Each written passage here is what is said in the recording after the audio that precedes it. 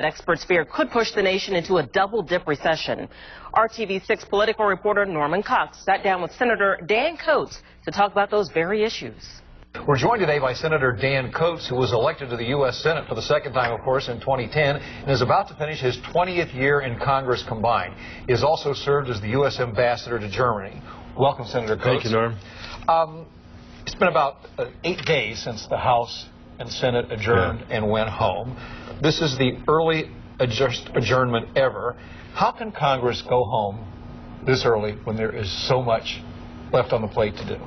Well, as you know, Harry Reid calls the shots in the Senate, and he did not want his Democrats who were up for election to take any more votes, so he said we're going home, and once he pulls the plug, that's it.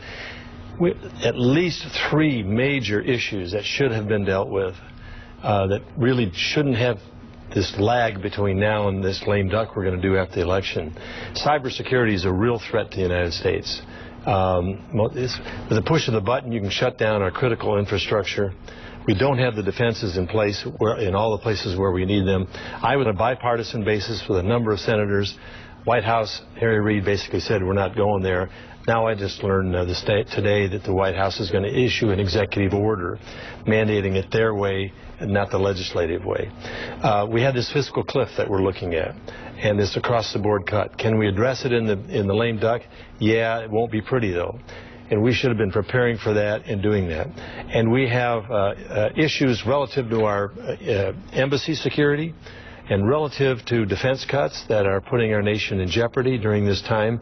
And so we should have been there working on that, and unfortunately we're not. I'm glad to be back home in Indiana, but they sent us there to do the job before we went home.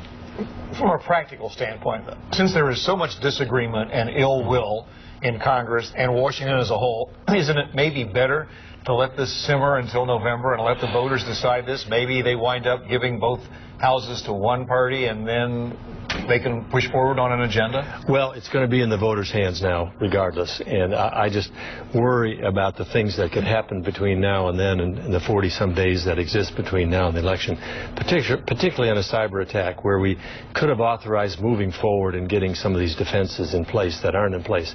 But that's what we're going to have to do. And I hope the voters will send a clear message in November that get back, get to work, get it done, do the essential things, and particularly start the process of dealing with our debt and deficit, because it's going to drive us into insolvency at some point if we don't address it. Staying with the cybersecurity for a second, what can be done with the congressional bill that the president can't do for at least a temporary fix on his own with an executive order? The real distinction is what the president can't do is get the kind of information sharing between the companies, that is the financial systems, the banks, the electric systems, all those that cover our critical infrastructure. Can't give them the kind of protection they need to share information with our national security agencies.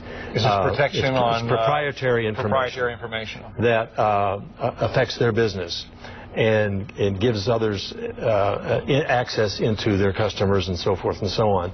There's limitations to what the president can do and can't do, and that's why we were working so hard in Congress to try to get it done. Now, you talked about the fiscal cliff that we're approaching and the money issues. The Senate has adopted a continuing resolution to keep the government going. It's not, of course, like a budget. It's been how many years, you know better than I do, since the Senate actually passed a budget. Is this an abdication of responsibility, or is this something that people don't really even care about as long as the government keeps going and the Social Security checks keep coming out and the military is still in the field? Well, the problem is, and maybe not enough people care about it, and I hope they will care about it, because we can address it then through their votes at the ballot box. But it's been 4 years now since we've had a budget. Under this president, we have not been operating on a budget. And that means there has not been a limit on spending. So the spending goes forward without a sensible plan to restrict that spending. Now, Congress did pass a cap, but they keep violating it. They keep waiving it. Well, is there really a limit on spending even with a budget? Because entitlements, by definition, are uncapped. If more people sign up for Social Security benefits or Medicare than they anticipated, that money is spent. The part that we have control over, we can put limits on, and that's a significant part. But you are right, the mandatory spending is running out of control. And that's a big part of the budget. I mean, that's a majority of the budget. That is more than 50% of the budget, and that needs to be addressed with. And that's going to be part of the debate in this election coming up in November. Are we going to let these things run into insolvency and then only deal with it in crisis, or are we going to take sensible steps now to prevent it from happening by keeping the programs but keeping them sensible of the money that's spent? Now, whoever wins this upcoming election, the time is coming for draconian spending cuts that were in effect mandated by the failure of the so-called super committee. Right. Will Congress let those go into effect by default, or will it finally put together something, an actual plan? In my opinion, it has to put a plan together, because letting it happen automatically means you take every function of government and slash it across the board.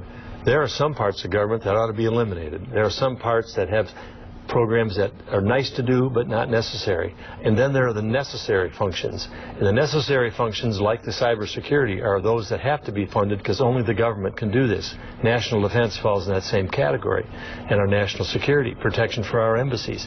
To cut those across the board equal to some other program that's not doing its job or not worth anything else is a simple way of doing it. But it doesn't give those essential functions the money they need, and it gives the non-essential money they don't need. Now, congressional leaders have to realize that, maybe they can't do this stuff right now because there's an election on the way and they don't want to be perceived as, giving into the other party in the current atmosphere in Washington and the country, to be frank. But are there back-channel talks going on so that when the election is over, even if it's in the lame duck session or after the first of the year, that they can move on something, or are we just starting from scratch? There are back-channel talks going on, but there have been back-channel talks going on now for the last 2 years that I've been there, and those back-channel talks have not resulted in a product or action.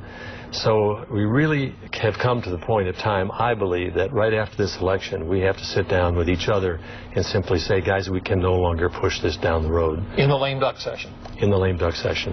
Do you think something can be accomplished? I mean, all of this stuff can't be solved then. Well, we know that if we allow these automatic cuts to come in and all the tax rates to rise, every economist, liberal or conservative, says it's going to have a negative impact on the economy and probably throw us into a recession again, a double-dip recession.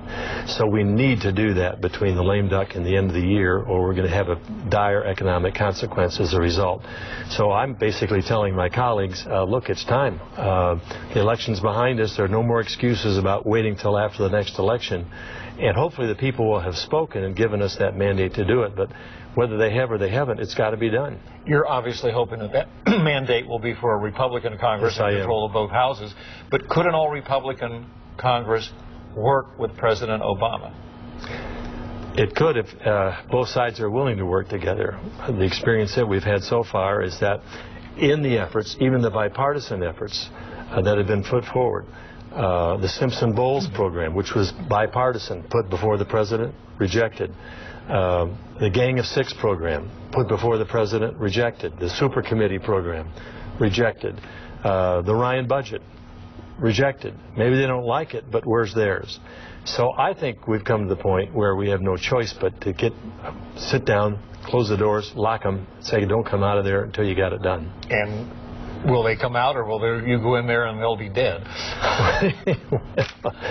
Having starved, maybe that's the key. No food, no water until you get it done. Harry Reid has called this the least productive congressional session ever, and he's blamed Republican obstructionism.